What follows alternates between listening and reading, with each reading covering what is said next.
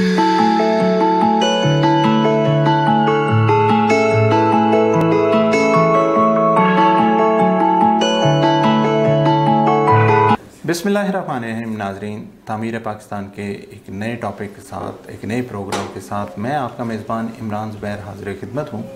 नाज़रीन, last time जो हमने प्रोग्राम किया था वो बेसिकली जमहूरियत के ऊपर था, यानी पाकिस्तान में जमहूरियत क्यों अपने समरात नहीं दिखा पा रही और इसकी क्या वजूहात हैं, वो हमने डॉक्टर साहब से पूछा। नाज़रीन, आज भी इसी प्रोग्राम को हम कंटिन्यू करने जा रहे हैं। इसका सेकंड पार्ट कह लें हम बना रहे हैं, जो कि एक मज़ीद और मुफस्सल जो गुफ्तगू हो सकती है वो हम करेंगे। आप जानते हैं हमारे साथ डॉक्टर यूसुफ शाहिद साहब मेहमान के तौर पर होते हैं, जो कि फ़िक्र इकबाल के जनरल सेक्रेटरी हैं, प्रोफेशनली एक डॉक्टर हैं, अदीब हैं, दानिशवर हैं। मज़ीद उनका अगर तारुफ करवाया जाए तो उन्होंने सीरत की किताब भी लिखी है। नाज़रीन, आइए इस पर बात करते हैं। हमारे जो मेहमान हैं डॉक्टर यूसुफ शाहिद साहब, उनसे इस मौजू के ऊपर जो कि हमने दूसरी पॉइंट के मुताबिक जमहूरियत को डिस्कस करना है। जी डॉक्टर साहब, आपका बहुत शुक्रिया, आपने वक्त दिया। डॉक्टर साहब, कुछ तशनगी रह गई थी हमारे लास्ट प्रोग्राम के अंदर कि जमहूरियत बेसिकली थी क्या, उसके क्या समरात जो हम नहीं देख पाए थे, आज हम उसको डिस्कस करेंगे। डॉक्टर साहब, जो पहला क्वेश्चन मेरा बनता है कि क्या ऐसी वजूहात हैं जिनकी वजह से जमहूरियत जो पाकिस्तान में प्रॉपरली परफॉर्म नहीं कर पा रही? बिस्मिल्लाहिर्रहमानिर्रहीम। जी इमरान, हमने लास्ट टाइम जो डिस्कस किया था जमहूरियत है क्या, अब ये नेचुरल उसका कॉन्सिक्वेंस है कि पाकिस्तान में एक ऐसा सिस्टम जिसने डेवलप हुआ है ओवर द ईयर्स, जिससे लोगों ने बहुत कुछ सीखा है, यहाँ वो अपने समरात नहीं दे रहा। ठीक, नाकाम क्यों हो रहा है? असल में इसे हम देखें तो ये जमहूरियत की नाकामी नहीं, अगरचे हमने लास्ट टाइम भी कहा था कि इस सिस्टम में कुछ ऐसी प्रॉब्लम्स हैं कि जिसको दूर होना लाजमी है, और वो ख़ास तौर पे ये है कि ये उमरा के हाथ में, ये क्योंकि दौलत इसे कंट्रोल करती है, पैसा करता है, तो इसलिए ये आम तौर पे अमीर लोगों के हाथ में और ताकत और पैसे के हाथ में इस्तेमाल होती है। लेकिन इसके बावजूद देखें, जमहूरियत की अगर हम बुनियादी रूह देखें तो वो क्या थी कि आम आदमी को हुकूमत साजी में, उसकी तब्दील करने में, उसकी आवाज़ इख्तियार के तौर पे उसको मिल जाए, और कम से कम वो जाके अपना वोट का हक़ इस्तेमाल करके अगर हुकूमत उसे पसंद नहीं है तो उसे तब्दील करने में अपना वोट डाल सके। अब ये एक बहुत बड़ा काम है। ठीक है। लिहाजा पहला तो सबसे ज़रूरी है कि फेयर इलेक्शन, ताकि जो लोग जो हैं उनकी जो भी ओपिनियन है वो सही तौर पे पहुँचे। अच्छा, तो ये तो बहुत ज़रूरी है। अब दूसरा इसमें जो हमें चीज़ नज़र आती है वो ये है कि कानून की बालादस्ती। हमने लास्ट टाइम कहा था कि दूसरा जो सबसे अहम चीज़ है इसमें। अब अगर हम इन दोनों चीज़ों को देखें तो बदकिस्मती से जब देखें ना एक चीज़ के हम प्रिंसिपल ही सही अप्लाई नहीं कर रहे, फिर हम कहें कि वो सिस्टम फेल हो गया तो ये नाजायज़ होगा। असल में हम देखें कि हमारे यहाँ जो इलेक्शंस हैं और उनका जो ओपिनियन है, जो आम आदमी का ओपिनियन है, वो किस तरह से, क्या वो जो चाह रहा होता है वो पहुँच जाता है। तो हमने देखा कि इसके रास्ते में बहुत सारी रुकावटें हैं। ठीक है। पहले तो एक निज़ाम रुकावट है, ख़ानदानी निज़ाम, फिर उसमें कबायली निज़ाम, उसके बाद चौधरी वडेरे, और उसके बाद गुरबत, उसके बाद तालीम, और फिर इससे सबसे बढ़ के ये है कि इस सारी मसाइल और मसाइब को पार करता हुआ भी आम आदमी जब अपना वोट कास्ट करता है तो हमारे यहाँ वो भी उसकी रिप्रेजेंटेशन साफ़ तौर पे सामने नहीं आती। अच्छा डॉक्टर साहब, ये बातें थोड़ी पोकिश नहीं लग रही? नहीं, ये बड़ी रेयर बातें हैं। देखें जी, एक सिस्टम के अंदर जो बेनिफिट हैं वो तभी निकलेंगे ना जब आप सिस्टम में अप्लाई करेंगे। मुसीबत ये है इमरान कि हमारे यहाँ जैसे मुलायत होती है ना, एक है मौलवियों की मुलायत, मजहबी मुलायत। वो मुलायत क्या है, इसको मज़हब से ना जोड़ें। अच्छा, मुलायत मज़हब का इस्तेहसाल है। ठीक है। इसी तरह एक है हमारे यहाँ सेकुलर मुलायत। ये जो सेकुलर अपने आप को कहते हैं ना सारे, और लिबरल कहते हैं, ये भी मुलायत है। इन लोगों ने इस कौम का इस्तेहसाल करने के दूसरे तरीके ढूंढे हुए। अब ये सारे के सारे, और जैसे कि हमने देखा कि जैसे डेमोक्रेसी एक वे है हुकूमत चलाने का, डेमोक्रेसी असल में अपनी असल फॉर्म में यहाँ हमारे यहाँ नहीं है। अच्छा। हमारे यहाँ एक एरिस्टोक्रेसी है, जो अशराफिया जिनके हाथ में पैसा और ताकत है, वो अपने इस ताकत और इख्तियार के उसको जाने नहीं देना चाह रहे। बल्कि मैं कहूँगा कि इसमें एक और वर्ड ओलिगोक्रेसी भी है, कि जो ज़्यादा पावरफुल हो जाते हैं फिर वो एक निज़ाम इस तरह का डेवलप कर देते हैं कि उनके बाहर से कम लोग उसमें शामिल हो सकें। हाँ, सिंपल वर्ड्स में मोनोपोली कह लें। मोनोपोली कह लें। اب ہم نے کیا کیا ہے، پہلی بات تو یہ ہے کہ کوئی بھی نظام کتنا بھی اچھا ہو کرپشن سے پاک نہیں ہے.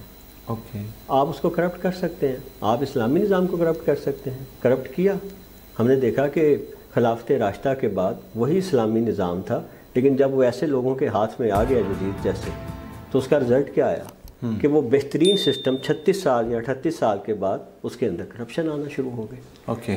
تو یہ بات سمجھ لیں کہ اس میں اسلامی نظام کے نقائص نہیں تھے، ان لوگوں کی بدنیتیاں شامل تھیں، ان کی کرپشن شامل تھی، ان کے اپنا جو ویسٹڈ انٹرسٹ تھے شامل تھے. اسی طرح ڈیموکریسی میں ڈاکٹر صاحب یہاں میں ایک بات ایڈ کرتا چلوں. مجھے جو آپ کی بات سے سمجھ آئی ہے نا، وہ یہ آئی ہے کہ جمہوریت بذات خود ایک سسٹم کے طور پر بہت اچھی چیز ہے، لیکن اس کو جو پرفارم کرنے والے ہیں وہ ایگزیکٹ ویسے لوگ نہیں مل پا رہے جو اس کو ترقی کی طرف لے کے جائیں. جی بالکل. اس میں یعنی کہ ہم اگر اس کا نٹ شیل میں بات کریں تو جمہوریت کے بھی کچھ نقائص ہیں. جیسے ہم نے کہا کہ وہ پیسہ اسے بہت زیادہ کنٹرول کرتا ہے، لیکن اس کے اندر دیکھیں جو ایلیمنٹ اچھے ہیں آپ ان سے انکار نہیں کر سکتے. مثلا دنیا کا اور کوئی سسٹم آپ کو سموتھ ٹرانزیشن کی اجازت نہیں دیتا. دیکھیں نا، آپ دیکھیں ڈکٹیٹرشپ دیکھ لیں، ڈکٹیٹر جب تو اس کا سانس ہے وہ بیٹھا ہوا ہے اوپر. اوکے. بادشاہ ہے جب تک زندہ ہے وہ خود بیٹھا ہے، اس کے بعد اس کا بیٹا آ جائے گا، مونارکی. ٹھیک ہے. اب ایرسٹوکریسی دیکھیں تو ایرسٹوکریسی میں عوام جتنے مرضی پیس جائیں تو اس میں کیا ہوگا کہ وہ ایرسٹوکریٹس میں سے ہی آتے جائیں گے اور وہ اشرافیہ ہمیشہ ان پہ حاوی رہے گا. ٹوٹیلیٹریزم دیکھیں، اس میں بھی یہی ہوتا ہے کہ کچھ لوگ جو ہے ملک کا وہ سنبھال لیتے ہیں. تو آپ اگر پوری انسانی تاریخ اٹھا کے دیکھیں تو جمہوریت کو جو سب سے بڑا کریڈٹ دینا چاہیے وہ یہ دیا کہ آخر ایک شخص سے دوسرے شخص کو جو دیا جائے نظام حکومت، اس کی بنیاد کیا ہے. اس کی بنیاد اگر ہم میرٹ کوئی اور رکھتے ہیں تو پھر وہ جو دینے والا ہے وہ اپنی مرضی کرتا ہے. لیکن یہ ایک بہترین طریقہ دنیا نے ٹھوکریں کھا کے سیکھا کہ general will of the people apply ہو. دیکھیں general will of the people, یہ میں آپ نے یہی کہا اس میں کہ پاکستان میں اس کے ناکام ہونے کی کیا وجہ ہے. ہم لوگ یہ سمجھتے ہیں، ایک تو یہ ہے کہ یہ general will of the people apply نہیں ہونے دے رہے.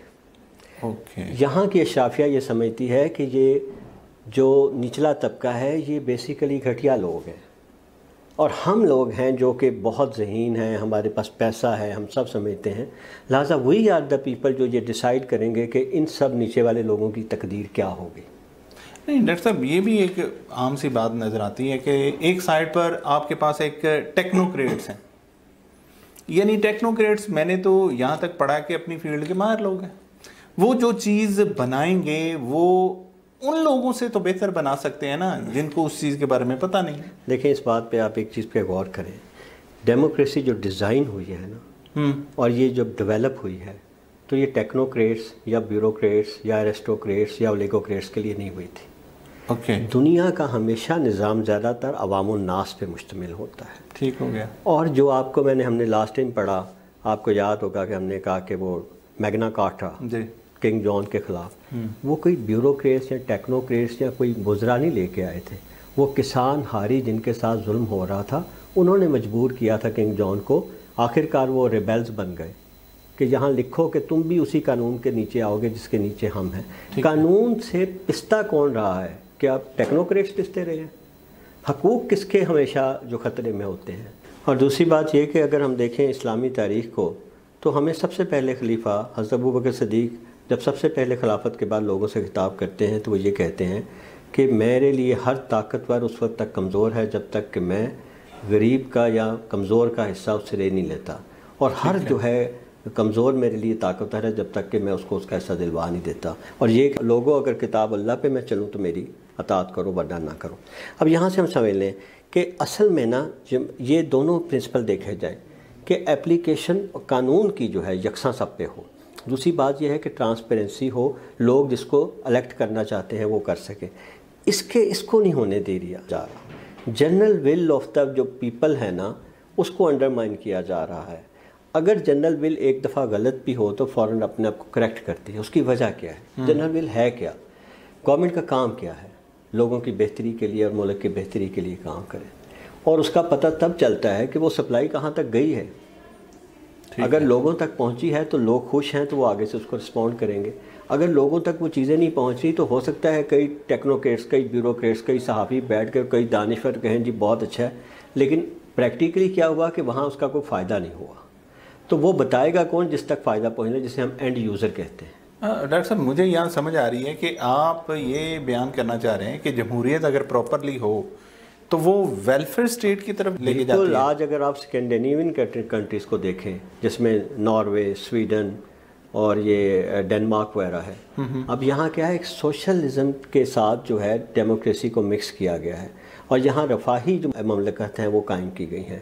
لوگوں کو ان کے اگر کوئی ایسا طبقہ ہے جس کے پاس جو پسا ہوا ہے، یا کسی کے پاس اگر کوئی چیز جاب نہیں ہے، تو اس کو گورنمنٹ اس کی ذمہ دار ہوتی ہے. اچھا، اس میں میں تھوڑا سا یہ بتا دوں کہ ہم یہ کہہ رہے ہیں کہ اصل میں یہ ڈیموکریسی کی ساری پرابلمز نہیں ہیں. ڈیموکریسی کی پرابلم ہے ڈیموکریسی کو آنے نہیں دیا جا رہا، اس کا رستہ روک رہا. اچھا، یہ کون روک رہا ہے؟ یہ غریب آدمی نہیں روک رہا جس پہ ہم الزام دیتے ہیں یہ کم پڑھا لکھا ہے یا یہ غریب ہے. روک تو اوپر والے رہے ہیں. ایک دفعہ آپ اس نظام کو چلنے دیں نا، آپ اس نظام کے درمیان ہر دفعہ لا کے اپنی بندوقیں لے کے نہ آ جائیں، تو اس کا پتہ چلے گا یہ نظام کہاں جاتا ہے. تو اسے ڈیموکریسی کو ایز سچ چلنے دینا چاہیے. اور دوسرا یہ بات ہے کہ اس نظام کے اندر یہ خوبی ہے کہ اگر اسے مناسب طریقے سے اپلائی کیا جائے تو یہ اپنے آپ کو ریپیئر بھی کرے. ہمارے ہاں اس کو جو ہے وہ میں تھوڑا سا میں یہ کہوں گا کہ اس سے ایک سوال ضرور پیدا ہوتا ہے کہ کیا پاکستان جس کی بنیاد عام طور پہ یہ پوچھا جاتا ہے کہ اسلام ہے، تو اسلام اور ڈیموکریسی کے درمیان یوں ظاہر کیا جاتا ہے جیسے کہ ان کے درمیان اختلافات ہیں یا بنیادی فرق ہے. اصل بنیادی فرق کیا ہے اس میں؟ ڈیموکریسی بائی پاپولر مینز کہ عوام یا پارلیمنٹ جو ہے وہ سپریم ہے، وہ کوئی بھی فیصلہ کرے گی تو اپلائی کرے گی. ٹھیک ہے. جبکہ اسلام میں حاکمیت اعلیٰ اللہ پاک کی ذات کے پاس ہے. صحیح. لہٰذا اللہ پاک کا جو فیصلہ ہے، جو قرآن و سنت ہے، اس میں تبدیلی ممکن نہیں، چاہے ساری عوام ایک طرف ہو جائے. صحیح. تو یہ بنیادی فرق تو ہے. لیکن اس کو سمجھ لیجئے کہ یہ نہیں کہ ڈیموکریسی کا دامن بہت تنگ ہے یا اسلام کا دامن تنگ ہے. ڈیموکریسی بہت ساری جگہوں پہ اپنے اندر ایسا سسٹم لیے ہوئے ہے جس کو کمپرومائز کرنا چاہیے. مثال کے طور پہ اگر ہم دیکھیں انگلینڈ میں، تو وہاں آج بھی ملکہ موجود ہے جو ڈیموکریسی میں بادشاہت کے خلاف تو یہ نظام آیا تھا. صحیح. لیکن وہاں جو ہے کنگ شپ آج بھی موجود ہے، بادشاہ بھی موجود ہے، ملکہ بھی موجود ہے. وہ تو ایک نارمز کے طور پہ یوز کرتے ہیں. ہاں، لیکن اس کا مطلب ہے کہ انہوں نے ایک سمبل کے طور پہ اپنے ایک ادارے کو ڈیموکریسی کے اندر قائم رکھ لیا. ٹھیک ہو گیا. دوسرا دیکھیں، ایران دیکھیں. ایران میں مذہب اور ڈیموکریسی کو انہوں نے کیسے آپس میں ملا دیا کہ ایک سپریم کونسل آف علماء بنا دی. صحیح ہو. اب آپ مذہب کے خلاف کوئی قانون نہیں بنا سکتے. ٹھیک ہے نا؟ اور اگر بنے گا تو اسے سپریم علماء دیکھ لیں گے. دوسری طرف دیکھیں کہ کیا دنیا میں کوئی ایسا ملک ہے جس کی کوئی نظریاتی احساس نہیں ہے؟ مثال کے طور پہ امریکہ، جسے ہم کہتے ہیں representative democracy of the world. اب کیا وہاں ہیومن رائٹس کے اوپر اگر کوئی بات ہو، یا ڈیموکریسی کے خلاف ہو، یا فری اکانومی کے خلاف ہو، تو کیا ان باتوں کی وہاں اجازت دی جائے گی؟ اس کو کہتے ہیں ہر ملک کا ایک دستور ہوتا ہے.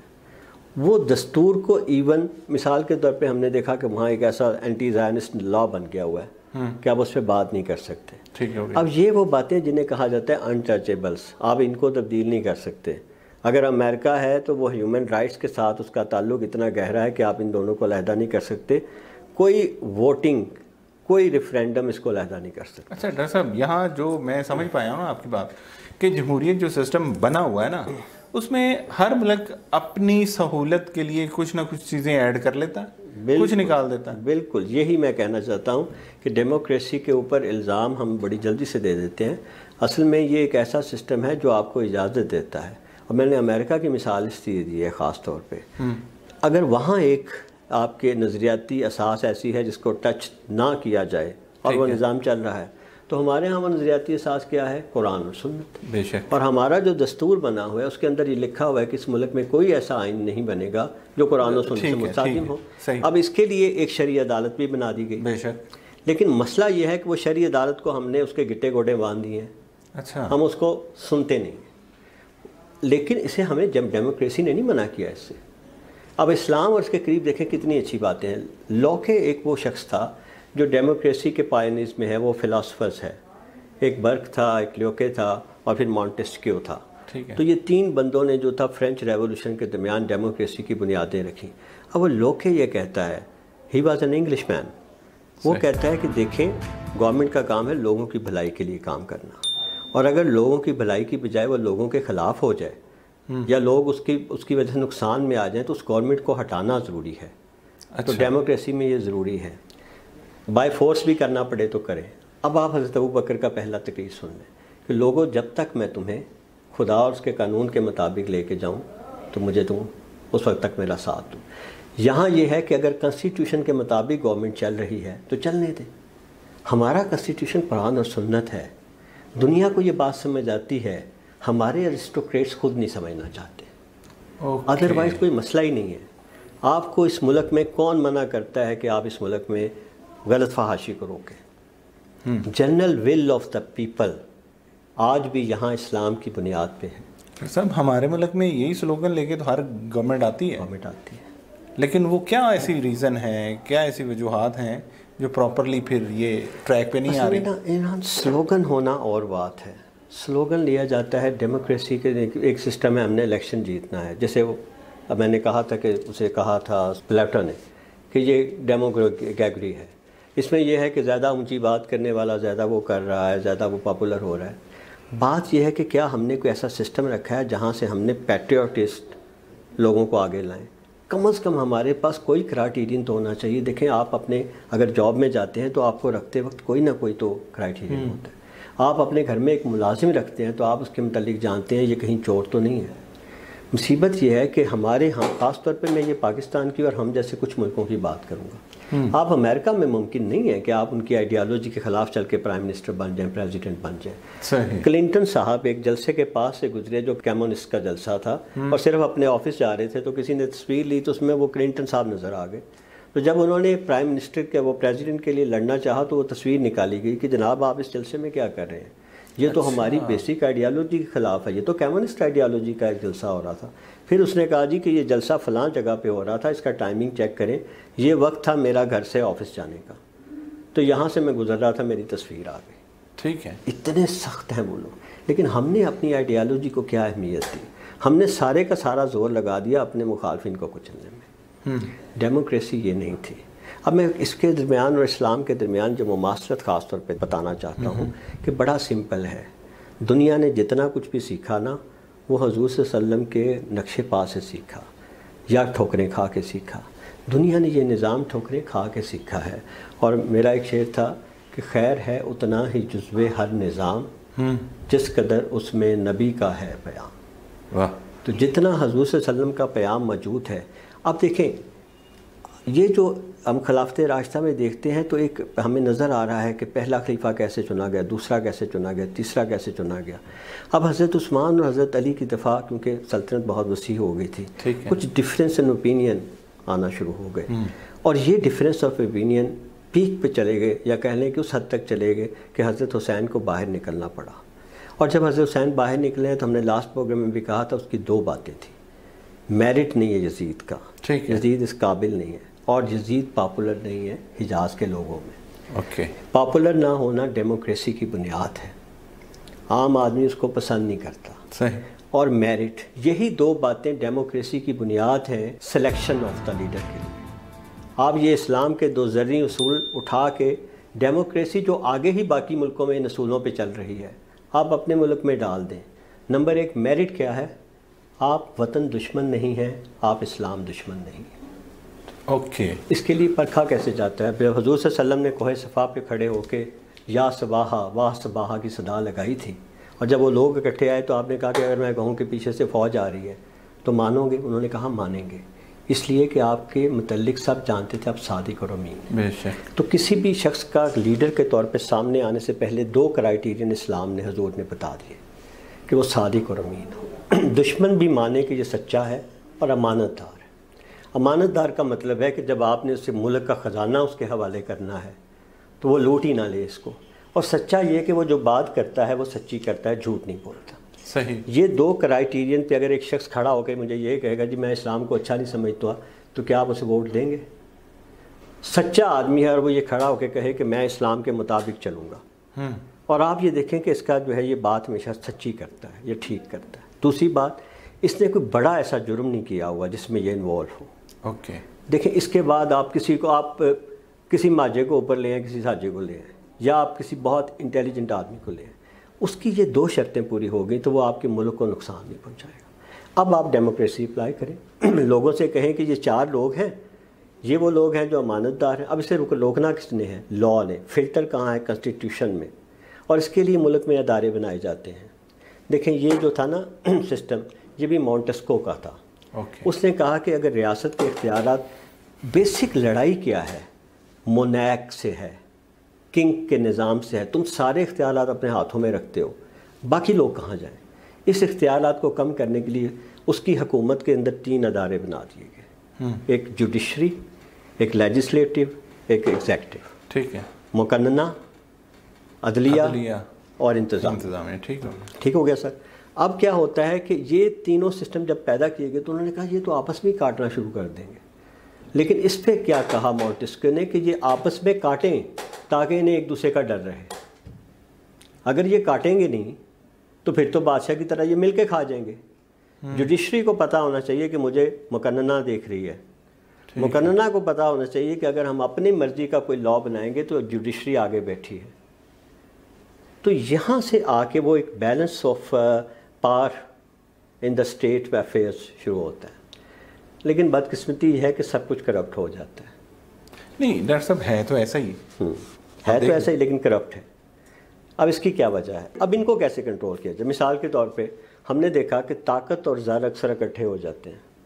اور ایرسٹوکریسی کس چیز کا نام ہے کہ آپ نے پولیس کا IG بھی اپنے گھر سے لگا دیا، آپ نے جنرلز بھی اپنے مرضی سے لگا دیے، اور آپ نے جج بھی ان کو پروموٹ کیا جو آپ کے خاندان سے ہیں.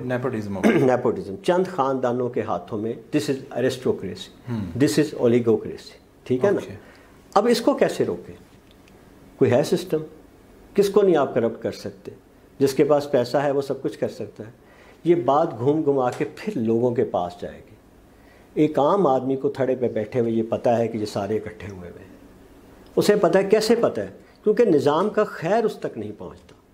صحیح. دیکھیں اگر یہ سارا کچھ اچھا ہو نا، نظام کا اچھا نظام، اچھی چیزیں عام آدمی تک پہنچ رہی ہیں، پھر تو کوئی تکلیف ہی نہیں کسی کو. صحیح. لیکن مصیبت یہ ہے کہ کچلا ہمیشہ وہ جاتا ہے جو نیچے طبقہ ہے. جب تک آپ اس کا رائٹ، اب وہ اگر ہمارا اس کا رائٹ دیں گے کہ وہ وقت پہ اپنا ووٹ ڈالے اور اس کے ووٹ کی مانی ہو، اکثریت کو مانا جائے، تو پھر ایرسٹوکریسی بھی ٹوٹ جائے گی، پھر ہر چیز ختم ہو جائے گا. تو یہ جو نظام ہے نا جمہوریت کا، اس کے اندر یہ 2 چیزیں بہت ضروری، اور ان دونوں کا فائنل پھر محافظ اپنی آزادی کا، آپ کے ملک کی آزادی کا، آپ کے ملک کا نظام کا آخری محافظ اللہ کے بعد پھر وہی عوام ہے. حضور صلی اللہ علیہ وسلم نے اپنا آخری خطبہ 1,24,000 لوگوں کے سامنے کہا ہے. آپ جگہ جگہ رکے، بار بار ایک خطبہ دیا اور ہر بار 3 دفعہ کہی. کیوں؟ اس لیے کہ آخر کار عوام الناس ہیں جنہوں نے روکنا ہے آپ کے خواص کو بھی کہ تم یہ کام غلط کر رہے ہو.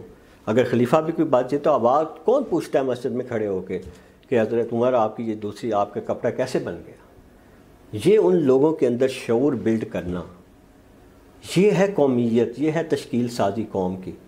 اور یہاں سے آگے اگر یہ چیزیں ہم شامل نہیں کرتے، پھر جمہوریت بھی بیکار، پھر خلافت بھی بیکار، پھر آپ کی کنگشپ بھی بیکار. قانون اپلائی کرنے کے آخری جو پاور ہے، دیکھیں اگر تو آپ 5 سال بعد ان لوگوں کو اجازت دیں گے تو یہ اپنی اوپینین دیتے جائیں گے، زیادہ سے زیادہ گورنمنٹ بدل جائے گی نا. لیکن اگر آپ ان کو یہ اوپینینس ان کی ہر دفعہ بدلتے جائیں گے تو this will lead to a bloody revolution. اچھا ڈاکٹر صاحب، مجھے یہ بات جو میں سمجھ پایا ہوں آپ کی کہ بیسکلی لوگوں کو اس قابل بنایا جائے کہ وہ جمہوریت کے اس پورے سسٹم کو سمجھیں اور سمجھ کر پھر ایسے لوگوں کا چناؤ کریں جو کہ امانت دار بھی ہوں اور جن کو پتہ ہو رولز اینڈ لا جو ہیں وہ کیسے ہوتے ہیں، یعنی ہمارا جو کانسٹیٹیوشن ہے وہ پراپرلی کیسے ہوگا اپلائی ہوگا. دیکھیں اس میں کہتے ہیں ہر چیز کے کچھ افیکٹس برے بھی ہوتے ہیں، کچھ اچھے بھی ہوتے ہیں. اس میں آج کے دور میں جہاں ہم نے سوشل میڈیا کے بہت ساری برائیاں کرتے ہیں، لیکن اس نے ایک ایجوکیشن کر دیا عام آدمی کی. وہ انفارمیشن جو نیچے تک نہیں جاتی تھی اب آپ سے مجھ سے پہلے آپ کے ڈرائیور کو پتہ ہے. ٹھیک ہو گیا. تو یہ جو اس نے تبدیلی آئی ہے نا معاشرے میں، اس کی وجہ سے عام آدمی جو ہے نا اس کا جو شعوری لیول ہے وہ بہت آگے جا چکا ہے. اب دوسرا مرحلہ ہے جو آپ نے کہا کہ ان کو تیار کیا جائے. اچھا اگر فرض کریں آپ کے ایرسٹوکریٹس، آپ کے جاگیردار آپ کے تعلیمی سسٹم کو برباد کر دیتے ہیں، ٹھیک ہے، آپ کے مدرسے برباد کر دیتے ہیں، آپ کیا کریں گے؟ پھر بھی تاریخ جو ہے نا یہ قوم سازی، یہ انسانیت سازی، یہ کردار سازی کا رول کرتی رہتی ہے ادا، اس لیے کہ جب تھپڑ پڑتے ہیں نا، وہ تماچے موج کے کھاتے تھے جو بن کے گوہر نکلے. سب سے بڑی یہ جو قوم کے جب آپ مشکلوں سے گزرتے ہیں تو یہ آپ کو سکھاتی ہے کہ آپ کا بھلا کیا ہے، آپ کا برا کیا ہے. اب یہ سسٹم قبائلی سسٹم نہیں ہے، اب ہر شخص اپنے آپ نے اپنی خودی کو پہچان رہا ہے. اور میں سچی بتاؤں کہ میں آج کے اس پاکستان کے ماحول سے مایوس نہیں، بلکہ میرے اندر کہیں آپ سمجھ لیں کہ خوشی کا ایک فیکٹر ہے، اور وہ یہ ہے کہ وہ جو تشکیل سازی قوم کی پاکستان بننے کے بعد ہونی چاہیے تھی وہ دوبارہ سے شروع ہوئی ہے.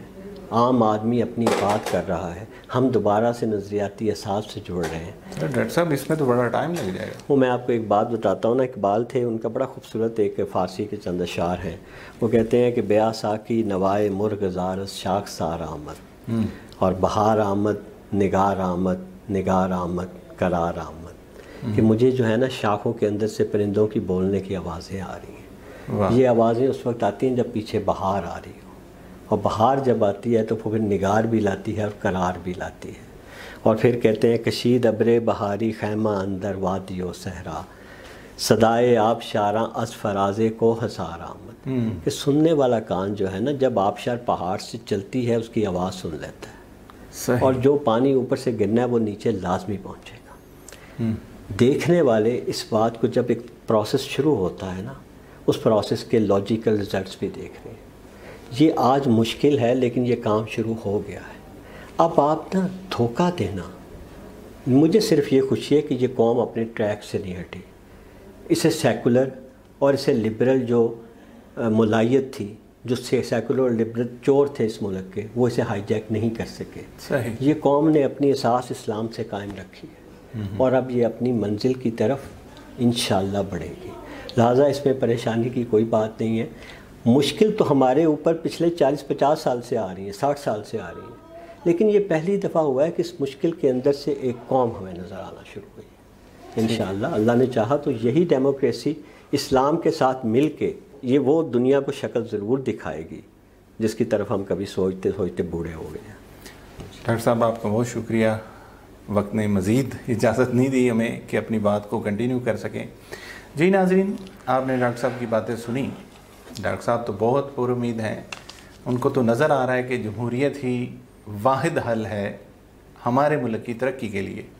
یوں کہہ لیں کہ فلاحی ریاست اگر بننی ہے تو صرف اور صرف وہ جمہوریت کے راستے کے اوپر ہو سکتی ہے. اس کے ساتھ اپنے میزبان کو اجازت دیجیے گا. اللہ نگہبان.